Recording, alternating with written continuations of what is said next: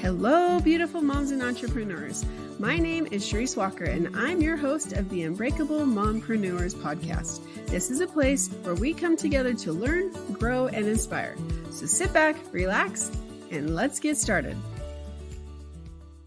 Hello, Unbreakable Mompreneurs. I am so excited to be here again with another episode. And today I'm here with Jewel Hohman, and I love her story. And I actually totally relate to her story, and I'm sure many of you can as well. So I'm actually just going to let her introduce herself, and then we'll get started. Hi, thank you so much for having me. I know I was telling you this before we jumped on, but I'm just so inspired by you and your story, and I'm just so excited to talk with you. And you nailed my name, Jewel Hohman. So that's already super impressive. And I am a social confidence and friendship coach. So right now, we're currently looking to expand. I'm super excited. But right now I work with people one-on-one, and I help people enjoy being themselves in social settings, because truthfully, that is like the number one thing I've noticed when loneliness is at an all-time high. I'm also a friendship coach as well. But loneliness being at an all-time high, a lot of people are like, oh my gosh, especially moms and entrepreneurs, let alone mompreneurs, am I right? But we're like, oh, how do I have the time? Especially when we think about going and meeting people and making friends, then that social confidence comes into play, because it's like, do I really want to go and put the effort in and overthink everything I said and did afterwards? So that is really what I am on a mission to help people do, is to make socializing truly more enjoyable, so we can create those deep bonds and enjoy being ourselves. And I think that that's fantastic because, you talked about trauma and healing from the trauma so that you can actually be able to do that. And it's interesting because I've been one of those people, not so much anymore, but one of those people where I'd prefer to kind of be with my husband, be with my kids, because I was working so much. And so when I was home, I'm like, I'm not going to go hang out with friends because I haven't seen my kids enough anyway. And so I've kind of got used to that over the years. I was talking with someone. I lead this group coaching program every morning, and somebody was like, oh yeah, I just found some clients because I went on this app and young moms with kids. And so we meet at this park, like they don't know each other. They just meet each other on this app and then they get together. And I'm like, that is so weird. I'm like, that is so genius that first of all, she feels comfortable enough to be able to do that. And then you make new friends. And she goes, yeah, I've been friends with this lady that we met like that, like 6 years ago. And so some people can really they're totally outgoing and they have to have 20 friends. You see, I have a neighbor of mine, her daughter had like 22 bridesmaids. Okay. I'm like, that's Wow. And then there's others where they have two. So, how do you, if you're somebody who doesn't feel very comfortable in their skin, how do you recommend that they get started getting out of that? Well, there's a lot of different reasons why somebody could be uncomfortable. This advice is just going to be like really plain, but honestly, to your listener, right? Being a mom, being an entrepreneur, they're smart women. Like, I encourage them to like think about it for themselves. But one thing that I have noticed that has been really helpful for people is to really start accepting themselves and appreciating themselves as they are. And that sounds really cheesy, but research and like evidence-based self-help practices really back that. When we can look at ourselves, appreciate ourselves, it's so much easier than to put ourselves, quote unquote, do the effort and put ourselves out there to go to events where you meet like other young moms at a park. That's so amazing. So there's that. There's also one thing that I just love to tell people about, and it's something called the liking gap. And I find that if you can prep yourself ahead of time, you're more likely to enjoy the social event. And when we understand the liking gap, it really helps us prep. So the liking gap is actually, and like I love to tell clients this because they'll be like, what if like people secretly hate me? And I'll be like, they don't. They like you more than they think, says science. Right. So the liking gap is when we have a conversation with somebody like you and I right now, right? Like one of us might leave the conversation and be like, they thought I was okay, or they, maybe thought I was a little much. But in reality, people like us way more than they think they do. So they found this, like, people where, like, let's say there's person A and person B, and person A was thinking about person B's reaction to them. Mhm. And they would rate, like, oh, they probably liked me at, like, this is me making this part of it up, but this is basically what it said. They liked me at like a 3 out of 5. And then person B would be like, oh no, I really liked them at a 5 out of 5. And they found that consistently. Interesting. So yeah, it was, as you're going in and prepping yourself and appreciating yourself ahead of time before social events, that can help go a long way. And I like to say, like, remember the liking gap before you are going into these things. People are going to like you more than you think that they do. That can be really helpful to get started. You know what? That is so true because we are much harder on ourselves than I think other people. And we all want to be accepted and we all want, like, I don't think you really walk into a room going, I like her, I don't like her, or I don't like her. Like, it just doesn't happen. Now, there are Mhm. some people where I think, what's the word I'm looking for? Physiologically, we mesh or we don't. Like, I remember this one girl that used to work for me, adorable. And she's not a girl, she was a woman. And she was just had so much to give and she was just such a sweet person, but no matter how much we tried to talk, like it just we couldn't mesh. And it was weird because we both wanted to, but there was this awkwardness. And so I think that sometimes, I mean, that's very, very rare. Usually it's just you want to be able to get along with anyone. And if they have an issue with you, it's usually because of their insecurities. It has Right. nothing to do with you. And I think that Mhm. that's probably the biggest thing that I had to learn because there's a family member where I would be sitting right next to her, literally. And I'd be like, hey, so da, da, da, da, da, da, like literally right next to her. And she would just ignore me, like look straight ahead and completely ignore me. I'm like, this is unreal.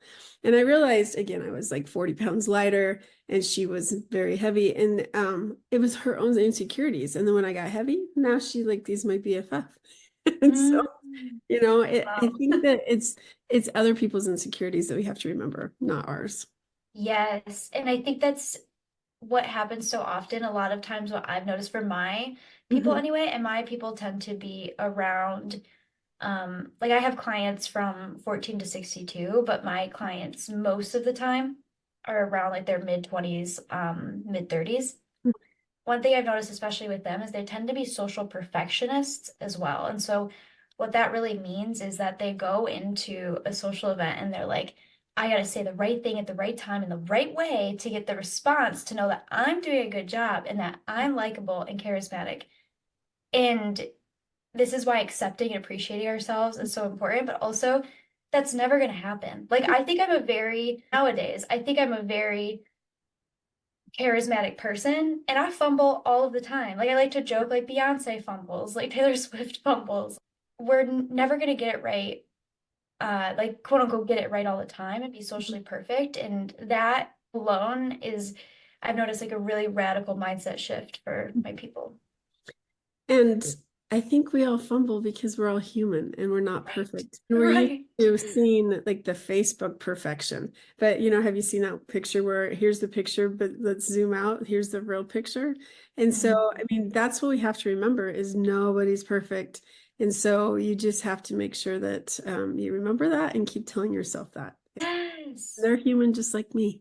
Right, Mhm. right. And if you are somebody listening and you do feel like, right, you have social anxiety or you're like, still feels bad going out there and putting myself out there, I want to offer that there's this graphic. It was really popular a few years ago, and it was about these jars. And there was a smaller jar, a medium jar, and like a really big jar. And inside each of those jars were like the same size ball. And people were saying that, grief, when you lose the loss of somebody, like, never goes away, but you build a life around it. Like, around, like, towards the last jar that was so much bigger, Mhm. that rock in there, that circle, I forgot what I called it there. That rock, I don't know. But it looked so much smaller, even though it was the exact same size. The jar was so much bigger around it. Mhm. And all of us have some level. I mean, I shouldn't say all of us, not including certain like mental health, Yeah. but most of us Mhm. have some level of social anxiety and social consciousness, and we're wired that way, and that's never going away. And that's okay. We don't need it to. So I think a lot of times too, people will focus on those sensations of social anxiety or being socially aware, and then they'll be like, oh my gosh, like, right? They just focus on them. They almost like build it up and amplify it. Accept it. You're right. Like the more you do this, the more you appreciate yourself, the more you connect with other people, it's easier to go to these things, and your jar will build around that feeling as well. I love that. So how did you get into this? So, um, I think my whole life, I, and I might not come off like it right now, but I think my whole life I identified as being someone that was shy. Mhm. And, based on like my own history with my own family and so on, I always felt like I had to earn Right. love Right. and earn appreciation. So I was always trying to like people please and make everyone around me like me. I was really like using other people as my mirrors, like their reaction to me determined my self-worth. And once I graduated, I graduated with a degree in psychology and sociology. And once I graduated, realized like so quickly, a lot of my friendships Mhm. started to change. And I was like, started to feel a little bit more confident in myself. I've been to therapy, but I was like, man, I do not want to spend the rest of my life like this. Mhm. And so, to be frank, like just for a personal benefit, I researched this like it was my job, having no idea that it would be my Yeah. job. Yeah, and I looked into it, like I mean, so much. I was actually earlier today, like I don't know, can't stop. Like I'm obsessed. Right. So like learning everything there is to learn about it. So doing that, I also hired a coach that did evidence-based like practices and stuff, and she really helped me grow my confidence. Mhm. But, and I really think like this is what changed my whole world. It was the magic sauce of me growing my confidence and then applying what I was learning about friendship and connection, like actively doing that for myself. That completely changed my self-image, the Mhm. way I connected myself, and honestly, it expanded my confidence in such a powerful, big way that I wasn't expecting. And we see that a lot in my master's now. And we see that a lot, like throughout different life stages. Like the most important thing every single time is like our relationship with ourselves, the way we think about ourselves, and the way we feel connected to other people. And Mhm. there was actually a Harvard study that came out, and it was the longest study on happiness. It was a 80-year study, and they found that the number one predictor for happiness was our quality of our connections. But anyways, I got into this by doing that myself, and then I created what I call like the friendships of my dreams, and then everybody kept asking me how I did it. Huh. So that is how I jumped in and got started. That's how we got here.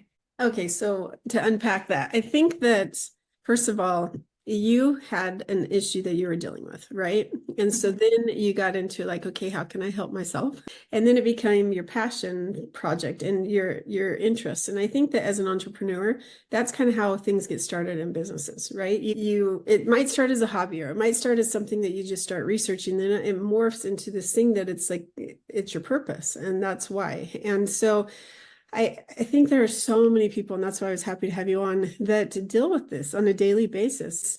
You're not alone. And that's why when we first started talking before we came online, that I'm like, I totally resonate with you because I used to feel like that awkward person that have to please. And I was so miserable for so long, and my health was so horrible for so long because of that.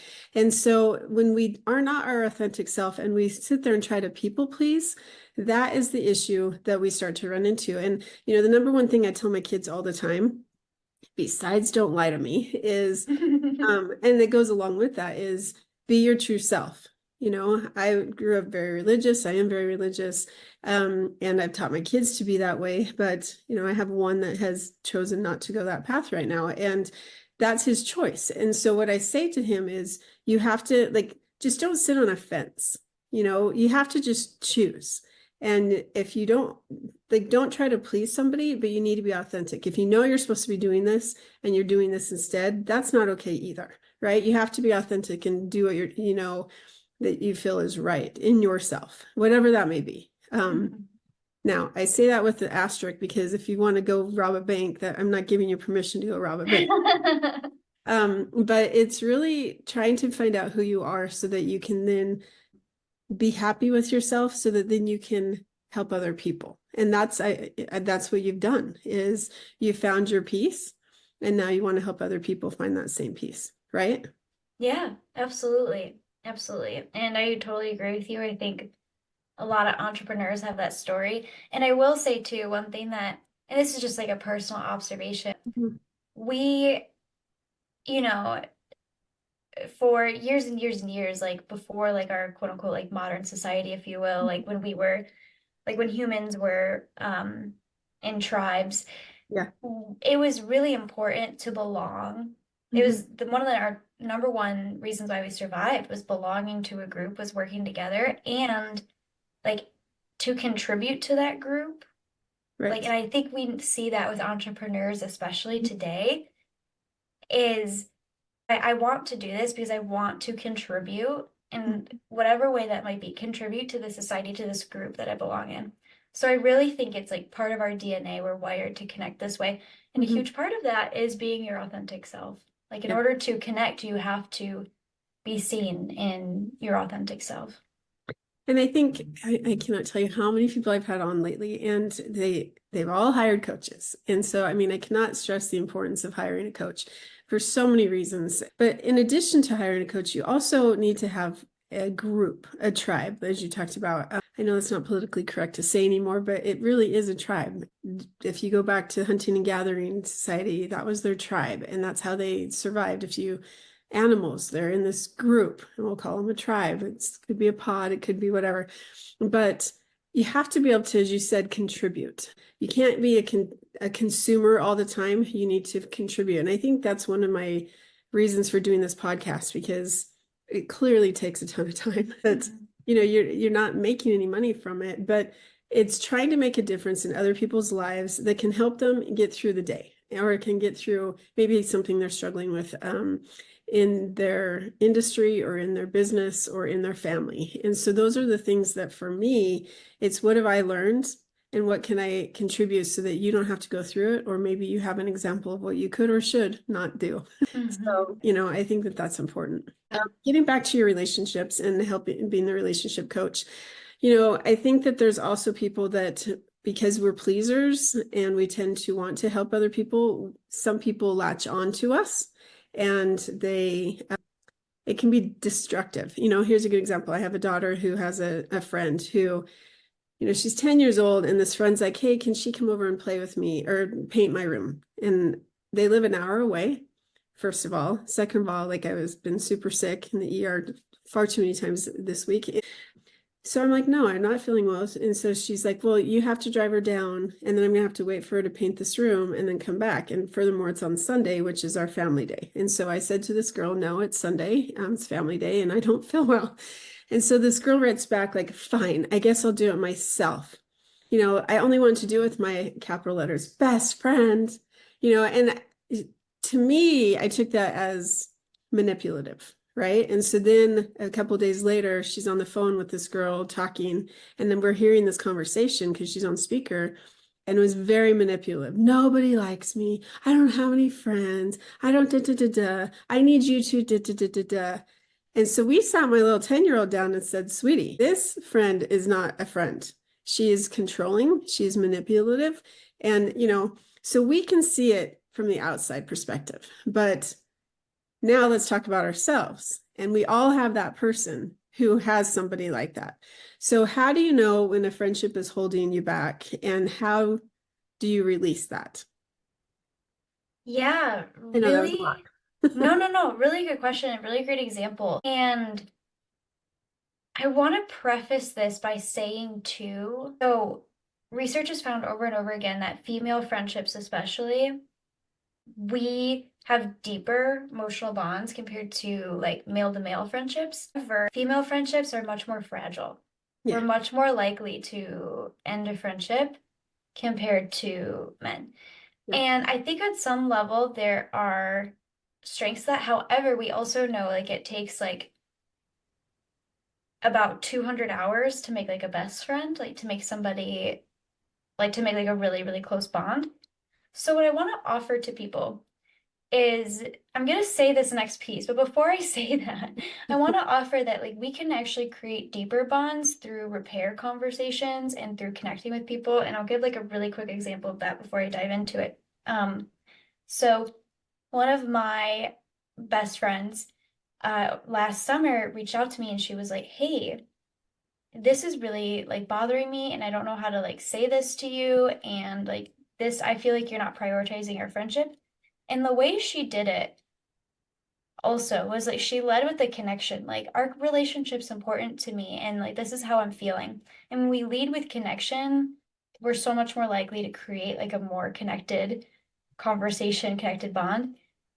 But it brought us so much closer because I was able to hear her out and like see her and her vulnerability and to be open and like share with her myself. And it created so much more trust. Like I feel 10 times more secure. Not that I didn't before, but 10 times more secure and deeper trust with this person since she quote unquote called me out, if you will, you know? So I do want to start by saying that. However, when we do have situations with friends where, you know, situations like that, that you just described with your daughter, like how do we recognize that and release that?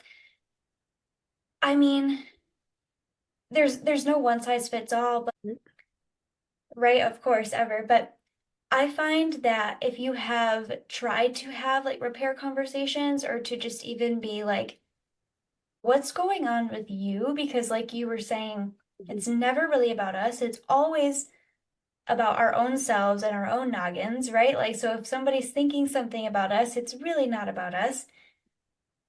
So, like, oh, is something going on, right? Like, you need help with? Like, Mhm.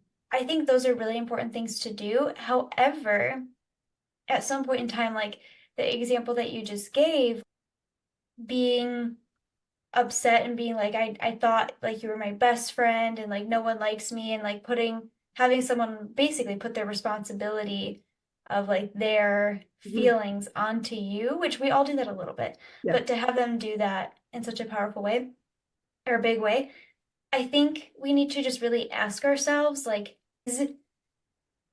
what does this friendship feel like to Mhm. me? And feel like to me consistently, not just in this one moment, right? Where like that moment I just described in the summer with my best friend, she didn't feel that close with me at that point, but she talked to me about it. We got 10 times closer because of it. So, like, how do you feel in this like friendship consistently? Have you tried talking to them about it?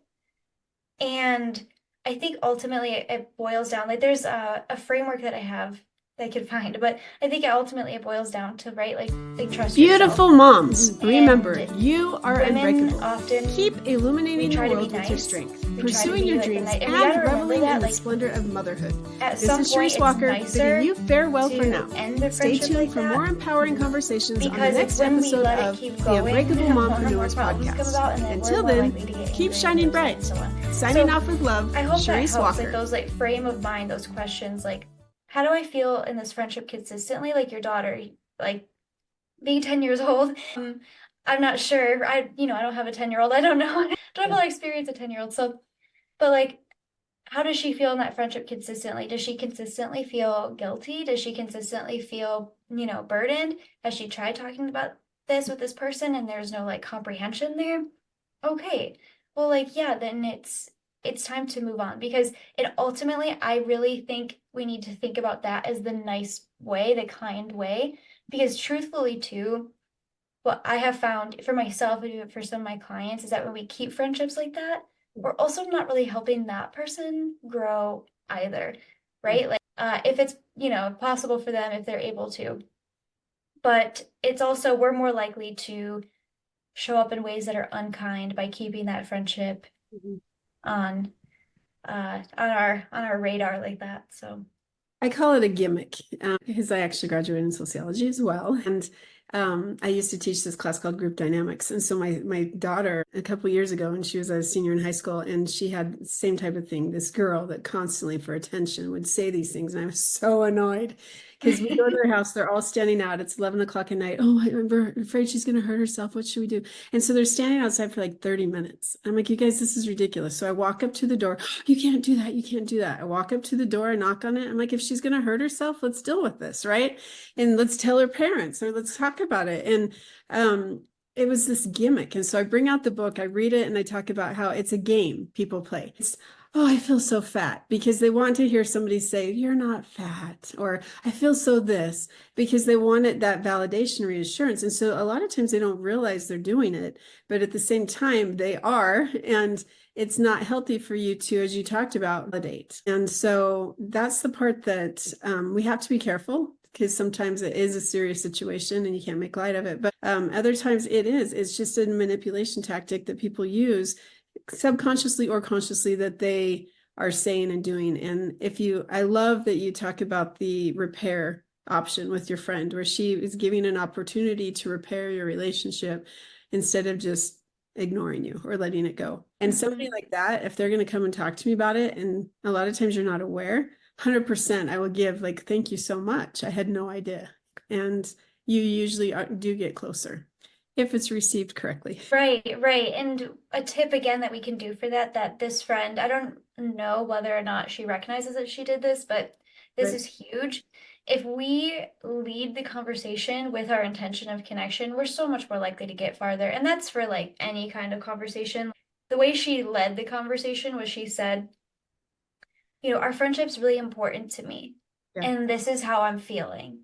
Mhm. And this is what's going on with me, right? Like our friendship's important to me. At the end of the day, what I want from this conversation is for us to be closer. Sometimes we get really caught up in our hurt and our anger and our resentment and like I always go all out for their birthday and they never go all out for mine, or I'm always the one initiating. We get really caught up in that, which, sometimes it might be to move on from from the friendship, but most of the time we still want to be friends with that person. We just want to feel seen and heard and connect with them in a deeper way, and that builds more trust. So we need to make sure we lead conversations with connection. Love that. So what's your one piece of advice that you would give women who are struggling to feel like,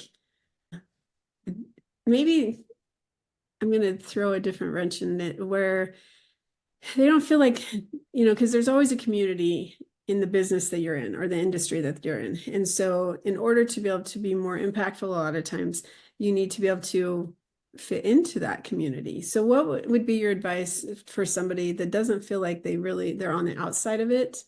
And how do they break into feeling like they can impact that community? That's a really good question. And honestly, like I've done a lot of these. I've never been asked that in that type of way. Like, how can they go in and impact their community? I think, truthfully, most people want to be heard. And we go through life like wanting to feel heard, to feel understood, to be appreciated. And so, what I would offer to somebody going and like maybe they're feeling on the outside and they want to connect more with those people is to one, like, and it takes like bravery. I say, like, be proud of being the initiator. Like, we live in a world that craves connection so much because there aren't enough initiators out there. And so, when you are an initiator, like, you are literally like changing our cultures. That's true. Yeah, initiate with people. And I would say, like, find ways for both of you to be seen and heard in like a satisfying way. And you can do that, especially, I'm just imagining, but this isn't true for everybody. Like, if somebody feels like they're on the outside, they typically maybe are like feeling introverted. Use that for you. Introversion can actually be an advantage when it comes to deep and meaningful relationships, because introverts typically care about the depth of it, care about one-on-one conversation. They're really good at listening and going there and really deeply seeing people. So use that for you, right? Like, reach out to people in that community and build one-on-one ties with them. And when you go to community events, it's also so much easier for you to feel like you belong, because you go in and you can be like, oh my gosh, like, I had this like one-on-one conversation with this person over here and then this person. That is really huge at feeling like you belong to an event, to a space anyway. So that would be like my top piece of advice. I like that. And, instead of focusing on trying to make an impact on 20, like you talked about, maybe 1 or 2 or 3 people. That's great. Yeah. All right. Well, how do people find you if they want to get a hold of you? Definitely. Connectionwithjewel.com. Jewel is spelled Jewel, like a rock or like the singer. So connectionwithjewel.com is where all of my information is. On there, we have like a freebie. So if you want to keep connecting with me and subscribe to my email list that I never email to, and that's one thing I'm going to get working on. But we do have in there how to belong at any event and how to make a friend at an event. And so there I really go into like the science and like make it actionable tips for going to an event and like making like a friend there, not just meeting somebody, but like making like a deep, meaningful friendship. Yeah, so come check that out. I'm also on Instagram. I started a brand new account, so come say hi to me. I'd appreciate that at Connection with Jewel. And yeah, I'd love to know what anybody's like favorite takeaways are. If they have any questions, like feel free to DM me. I'm always happy to answer. I love that. That's fantastic. Thank you so much for coming on. Thank you so much for having me. Unbreakable Mompreneurs, yet another podcast episode with Jewel. And if you are feeling alone, do not be. Just reach out to somebody and go on our website, get the information, because she spent a lot of time and effort and years researching this. And if, it's something that I've struggled with over the years. And once you find yourself and you become confident in your own skin, it is such a freeing experience and feeling, and you can actually accomplish so much more because of that. So have a fantastic day and go change your life if you need to. See you later. Beautiful moms, remember, you are unbreakable. Keep illuminating the world with your strength, pursuing your dreams, and reveling in the splendor of motherhood. This is Charisse Walker, bidding you farewell for now. Stay tuned for more empowering conversations on the next episode of the Unbreakable Mompreneurs podcast. Until then, keep shining bright. Signing off with love, Charisse Walker.